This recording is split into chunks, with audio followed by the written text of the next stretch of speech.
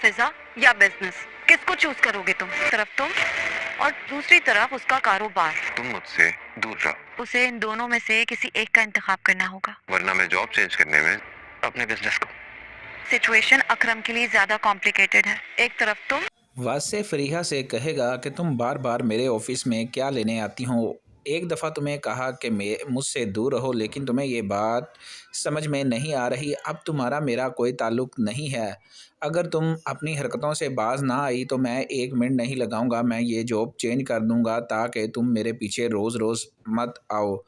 दूसरी जानिब आलिया अपनी बहन से कहेगी कि अकरम के लिए सिचुएशन बहुत ज़्यादा कॉम्प्लिकेटेड है, उसे या तो अपना बिजनेस चुनना चाहिए या तुम्हें चुनना चाहिए। ये बात सुनकर फ़िज़ा हैरान हो जाएगी कि आलिया कैसे बातें कर रही है।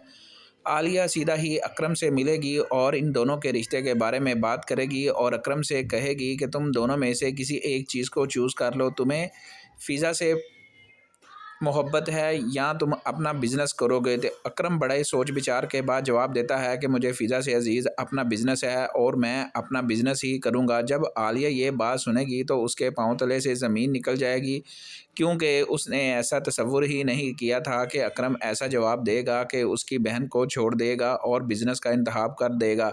जब फ़िज़ा तक ये बात पहुँचेगी तो वो बहुत ज़्यादा रंजीदा होगी और खूब रोएगी, क्योंकि वो अकरम से मोहब्बत कर बैठी है और उसकी मोहब्बत में दीवानेपन की हद तक शामिल है। लेकिन अकरम ने उसको इसलिए ठुकरा दिया क्योंकि वो अपना बिजनेस स्टैंड करना चाहता है और शादी नहीं करेगा।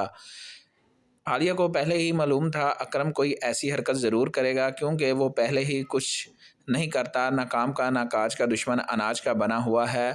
अब ये क्लियर हो गया है कि उसे फ़िज़ा से मोहब्बत नहीं, उसे सिर्फ़ और सिर्फ दौलत से मोहब्बत है।